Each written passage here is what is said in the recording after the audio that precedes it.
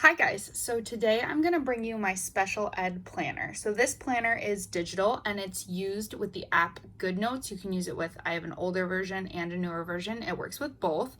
So this is for anyone who teaches special ed from K through 12 or any related service provider.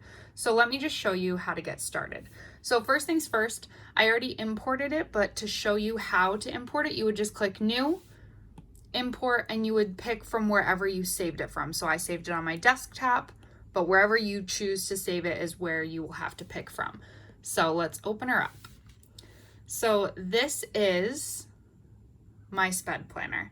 So there are two cover options. There is the teachery cover option, and then I have one with a little bit of pampas grass. It's a little more boho vibe. So this is just the cover. So let's bring you to the index. So these are going to be where all of your spreads are, but this is going to be completely a do-it-yourself, create your own kind of planner. So notice how all of these and all of these are blank. So the first thing I'm going to do is I'm going to show you over here what we have. So this is where we have our full monthly spreads, weekly, and our year, and even our day. So I'll just take you to February. This is just your February spread. If you move over, you're going to have a week at a glance. Now you can just duplicate this for however many weeks you want to use this. Down here, you also have your year. So this is your year at a glance, your vision board, another blank copy of the weekly spread, and then also a daily spread. So I'm also going to show you at the end how you can manipulate those and move them. So then let's go back to the index. I'm going to walk you through all of these before I show you what's going on over here. So we have our class list with a seating chart, two different options depending on how big your class is. Class list with birthdays, same, two different options. Now I'm scrolling through, but you could go back to the index and then click the next one. So we were just doing birthdays. So teacher schedule with logins. So here's your login info for you as a teacher. Here's your schedule. Another optional one because nobody knows how many classes they teach in a day. We have the class login info. So you would put Google Classroom here, or you'd put Epic Books here, and you would just do their username and passwords. We also have student schedule, so you can put your whole kiddo's schedule, and then just for the student, you say Johnny, and this is the website, the username, and the password, so you have everything for Johnny. This is just another one with a different amount of spaces. Parent communication, this is how you're going to keep track of your parent communication, how they want to be communicated with, cell phone number or an email. Then this is your log, your date, whose parent it was, who did you contact, and what was the reason. We have another one with just blank that doesn't have the initial parent page. It just has multiple slots for communication because, as you know, we communicate with parents very often, even more with this COVID teaching. Here is your brain dump and your master to-do list, gradebook with a participation tracker, and then I also have just participation trackers. Then I have a participation tracker with the participation one that I use. Wow, how many times can you say participation in one sentence? So this is just the one that I use. You can choose to use that, or you can use whatever you currently use. Then we have a bunch of blank notes page. We have lined, dotted, grid, and blank.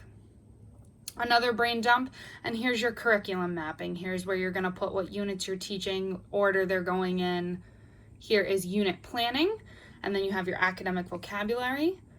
Lesson planning, just your day-to-day stuff, as minimal as humanly possible, because we teach, we don't like to write the lesson plans.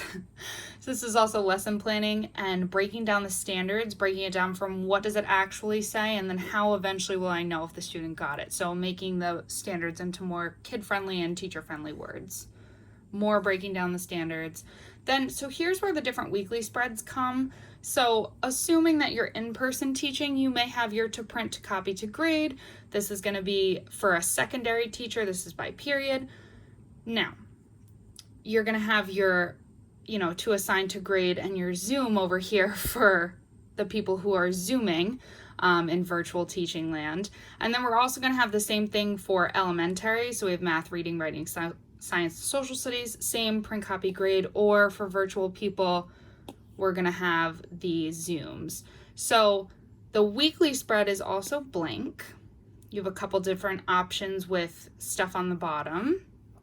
Then we have an IEP snapshot and so-and-so's goals.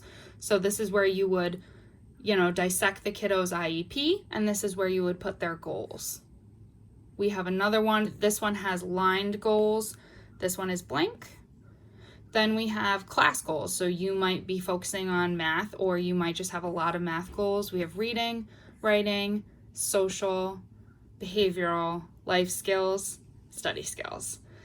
Then we have progress monitoring. So these are already made for you grids, but I understand that a lot of IEP goals are not always written with, the 0 to 100%. So I did put a blank one in for you guys. This is more of like self-carry. So you have a doodling, a let it out. You have a bunch of different journaling pages. This is probably my favorite spread because kids do say the funniest things, and when you try and remember them back, you normally can't, so write it down. You're gonna appreciate it later.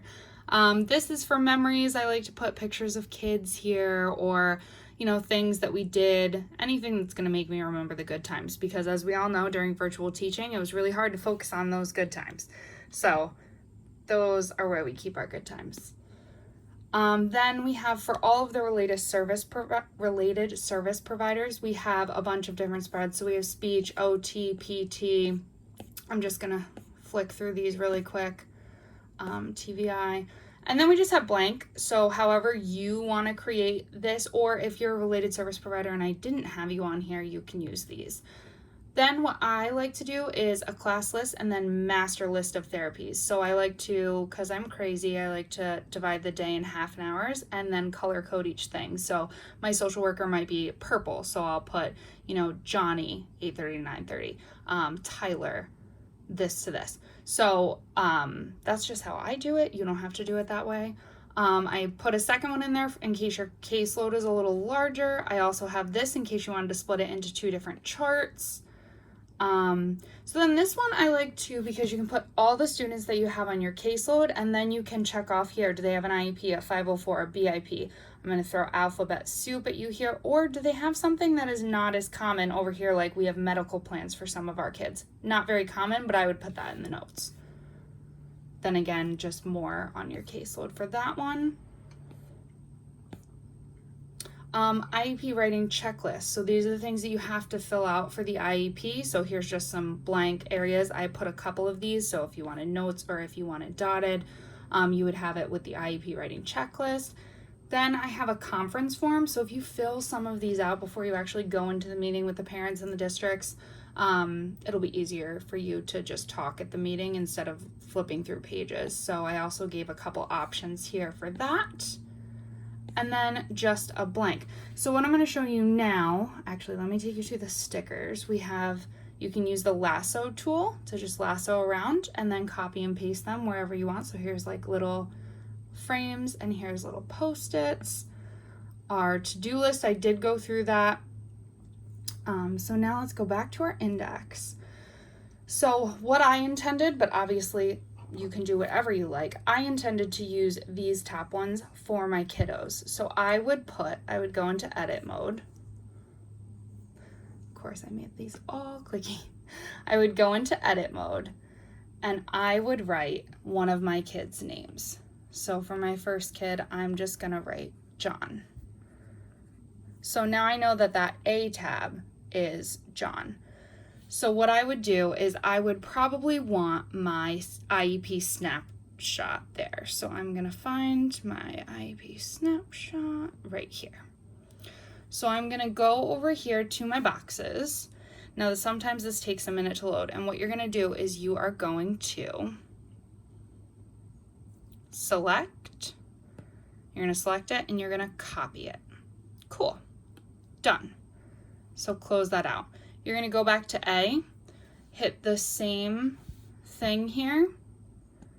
You're going to add page after, and you're just going to click paste page. So, close. I go here. I would also write John here. And then I have a student info page on every single one of these top ones, but again, you can change that. But so this would be John, and I would fill out his info page, and then I would have his snapshot and his goals. And then I could, in the next slide, I can move some progress monitoring over there or anything that I needed. I could put his schedule. I could put his passwords for everything. So everything for John is going to be in this A. So that is for these. For this side, you can pick whichever you would want to be these. So for me, one of my most important, because I oftentimes forget about it, is parent communication. I always forget to write it down. Now, my handwriting is horrible right there, but parent communication. So what I would do is I would go over here to my parent communication and I would do the exact same thing. So I'm going to go in here, I'm going to click select the one that's highlighted, copy, done. Gonna go back over here, go to number 1. Sorry, I was on the wrong thing. Go to number 1. Tab 1, I'm gonna again write parent communication. And then I'm going to go up here. And that's where I'm going to put add page after, paste page. Close so you can see it. So when I go to tab 1 on my parent communication, I have this. Now, tab 2, tab 3, they're all right after, and there's nothing after those because these are all for you to choose what you want in them. So, back to the index. You are getting with this planner 70 plus different pages to work with and 15 tabs here to choose what to put.